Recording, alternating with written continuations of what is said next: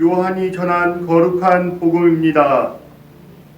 그때 예수님께서 제자들에게 말씀하셨다. 내가 너희에게 할 말이 아직도 많지만 너희가 지금은 그것을 감당하지 못한다. 그러나 그분 곧 진리의 영께서 오시면 너희를 모든 진리 안으로 이끌어 주실 것이다. 그분께서는 스스로 이야기하지 않으시고 들으시는 것만 이야기하시며 또 앞으로 올 일들을 너희에게 알려주실 것이다.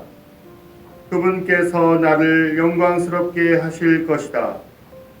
나에게서 받아 너희에게 알려주실 것이기 때문이다. 아버지께서 가지고 계신 것은 모두 나의 것이다. 그렇기 때문에 성령께서 나에게서 받아 너희에게 알려주실 것이라고 내가 말하였다. 주님의 말씀입니다. 참 예수님 사랑합니다. 어제 새벽에 축구들 잘 보셨죠? 축구를 아마 봤으면 미사 참석하기가 쉽지가 않았을 건데 그래도 우리가 비록 졌습니다. 비록 졌지만 우리 젊은이들이 희망을 보여줬다고 하는 것이 매우 큰 수확이 아닌가 생각을 합니다. 우리나라 젊은이들이 언제 그렇게 월드컵 거기에 가가지고 뭐 그런 성적을 낼 수 있겠습니까? 그러나 우리 젊은이들도 이제 많이 성장을 했고 그리고 나름대로 희망을 보여준 것 같습니다. 그리고 우리 이 자리에도 월드컵 꿈나무 어린이께서 이 자리에 오셨습니다. 정준서 어린이 일어주세요. 매일 축구공과 함께 놀고 있는 우리 어린이입니다. 얼굴이 이강인과 같지 않습니까? 얼굴이? 예. 그래 우리 준서 어린이 힘차게 축구할 수 있도록 우리 박수로 격려를 하도록 합시다. 네. 그래요. 우리 보통 일상에서 우리가 가장 쉽게 바치는 기도가 있습니다. 그것은 성호경입니다. 근데 우리가 보통은 성호경은 기도의 절차 정도로 생각을 하는데 성호경은 완벽한 기도입니다. 우리가 기도할 때라든지 뭐 식사 전후라든지 아니면 일할 때 수시로 바치는 것이 성호경입니다. 성부와 성자와 성령의 이름으로 아멘 이런 뜻이죠. 도대체 이 말은 무슨 말일까? 그것은 성부와 성자와 성령이신 삼위일체 하느님을 진심으로 믿습니다. 이런 뜻이 완벽한 기도입니다. 그런데 이 짧은 기도 안에 우리 가톨릭 교리의 핵심이 담겨 있습니다. 그리고 이 기도는 우리 가톨릭 교회를 가톨릭 교회답게 합니다. 왜냐하면 유다교는 이걸 고백할 수가 없습니다. 왜 그러냐면 유다교는 성부 하느님만을 믿기 때문에. 그리고 다른 종교들, 예를 들면 예수님만을 이렇게 추종하는 그런 종교에서 어떻게 삼위일체 하느님을 고백할 수가 있겠습니까? 삼위일체 하느님을 고백할 수 있는 것은 바로 우리 가톨릭 교회입니다. 사실 우리는 성부와 성자와 성령이신 삼위일체 하느님을 믿습니다. 그런데 성서는 이 삼위일체 하느님에 대해서는 매우 구체적으로 이야기해 주지는 않습니다. 다만 암묵적으로 보여주세요. 예를 들면 창세기에 하느님께서 인간을 창조하시기 전에 우리와 비슷하게 우리의 모습으로 사람을 만들자 이렇게 말씀을 하세요. 나와 비슷하게 나의 모습으로 사람을 만들자 이렇게 이야기하지 않습니다. 나란 단수형을 쓰지 않고 우리란 복수형을 쓰고 있습니다. 그리고 또한 신약성서에 보면 예수님께서 부활하신 다음에 제자들에게 복음 선포 사명을 주시는데 이렇게 말씀하십니다. 모든 민족들을 제자로 삼아 아버지와 아들과 성령의 이름으로 세례를 주고 복음을 선포하여라. 그러니까 성부와 성자와 성령의 이름으로 사명을 주고 있습니다. 그래서 교회는 옛부터 삼일체 하느님을 높고 낮음도 없이 동등한 세 위격, 그러니까 성부, 성자, 성령, 세 위격으로서 다른 역할과 활동을 하시며, 그러니까 성부는 어떤 역할을 합니까? 창조주의 역할을 하고, 성자는 어떤 역할을 합니까? 구세주의 역할을 하고, 성령은 어떤 역할을 합니까? 성부와 성자를 알 수 있도록 하며 우리로 하여금 믿음에 대한 사랑으로 타오르게 하시는 분이 성령입니다.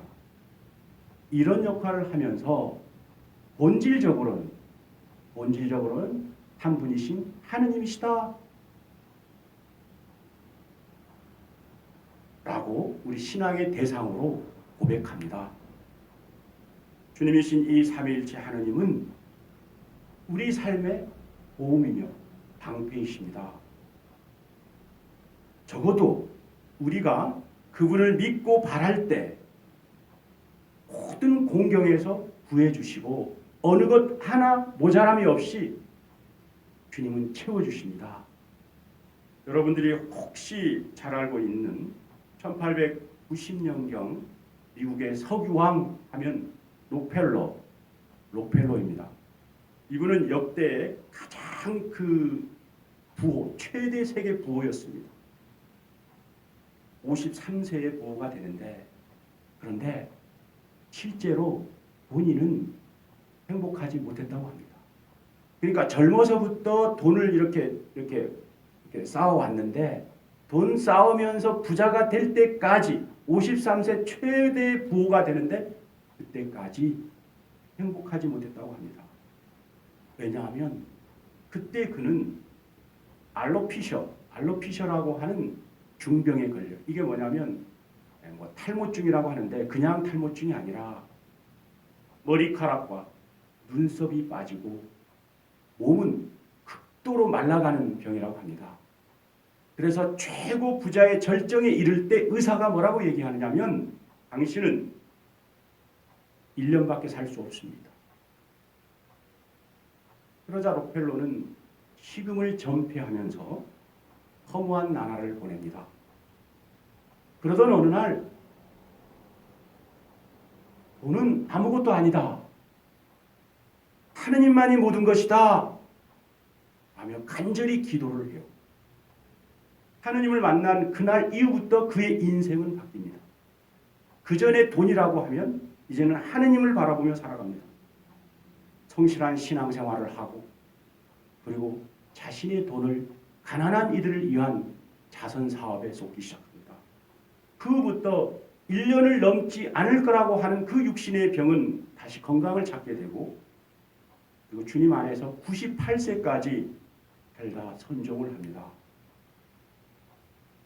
이처럼 우리는 누구나가 어떤 삶을 살든지 간에 주님을 믿고 주님을 찾아야 합니다.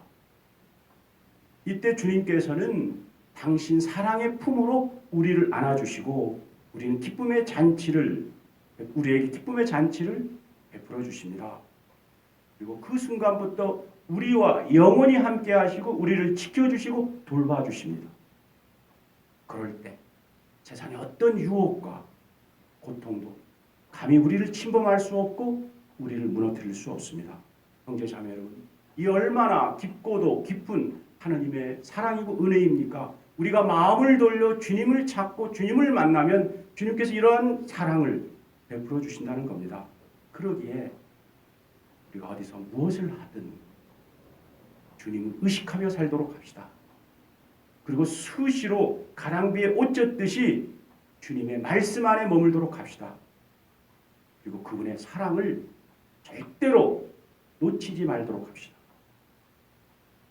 그리고 나아가 이 사랑은 나만 이렇게 충족되면 안 되고 적어도 주님을 모르는 이웃들, 여러분 가족들 중에서도 혹시나 주님을 모르는 분이 있어요. 그리고 또 이웃들 중에서도 주님을 모르는 분들이 있습니다. 그분들에게 이 주님의 사랑을 전하도록 합시다. 특별히 요즘 우리 제주도에서는 혼탁한 일들, 우리 제주도뿐만 아니라 우리나라에서 혼탁한 일들이 많이 있습니다. 그 가운데 두렵고 불안해가지고 갈 길을 몰라 못 찾는 이들도 많습니다. 이들에게 주님의 사랑을 전해가지고 그들도 세상의 유혹과 고통을 이기면서 담대히 살 수 있도록 은총의 기회를 주어야 하지 않겠습니까? 3년 전, 불과 3년 전인데요. 청주교구의 성화동 성당에 최봉래 아네스 자매 68세입니다. 그러니까 3년 전에 68세인데 이분은 29세 때 세례를 받으면서 하나님의 사랑이 너무도 고마운 거예요. 그래서 세례받는 그 자리에서 다짐을 했다고 합니다. 내가 하나님의 사랑을 받았기 때문에 이 사랑의 빛을 갚으면서 살아가야 되는데 내가 외적으로는 줄 수 있는 것은 없고 정교하면서 살아가겠습니다. 그러면서 한 사람 두 사람 정교를 했다고 합니다. 그런데 이분은 37년 동안 성당으로 데려온 사람이 몇 사람이냐? 성당에 데려와서 끝나는 것이 아니라 이분을 통해 가지고 세례를 받게 한 사람이 몇 사람이냐? 1090명. 1090명을 입교시키고 세례를 받겠다고 합니다. 그리고 본인이 직접 데리고 와서 세례를 받은 사람이 370명. 그리고 돌아가신 분들, 하느님을 몰라가지고 돌아가시기 직전에 있는 분들에게 대세를 준 사람이 730명. 그 자매는 그 당시 남편은 아프고 그리고 내 식구를 먹여 살려야 하는 힘든 상황입니다. 그럼에도 불구하고 정교를 하면 할수록 힘이 났고 정교를 하면 할수록 그 어려운 가운데 하나님께서 그 가정을 지켜주셨고 풍성한 성교의 열매를 맺어주신 것입니다. 그러므로 형제 자매 여러분, 사랑을 받으면 사랑을 갚아야 합니다. 여러분들이 삶을 살아가면서 하느님의 사랑이 깊고도 깊다라고 하면 그 사랑을 갚을 길은 다른 것이 아닙니다. 하느님은 모르는 사람에게 혹시 다가가가지고 사랑을 전하는 겁니다. 금번 7월 16일 본당에서도 입교식을 가지려고 합니다. 여러분들 오늘부터 주변에 눈여겨보시기 바랍니다. 눈여겨봐가지고 먼 데서 찾지 말고 가까운 데서 이분은 지금 주님의 사랑이 꼭 필요한 분이다 라고 생각하는 분이 있다고 하면 오늘 찾아가지고 교회로 인도하시기 바랍니다. 그리하여 그 어느 때보다도 우리 모두가 주님의 사랑을 충만히 느끼면서 어두운 이 사회를 조금이라도 밝은 사회로 변화시킬 수 있는데 우리가 앞장서는 동강성당 공동체가 될 수 있도록 합시다. 복음 말씀을 묵상하겠습니다.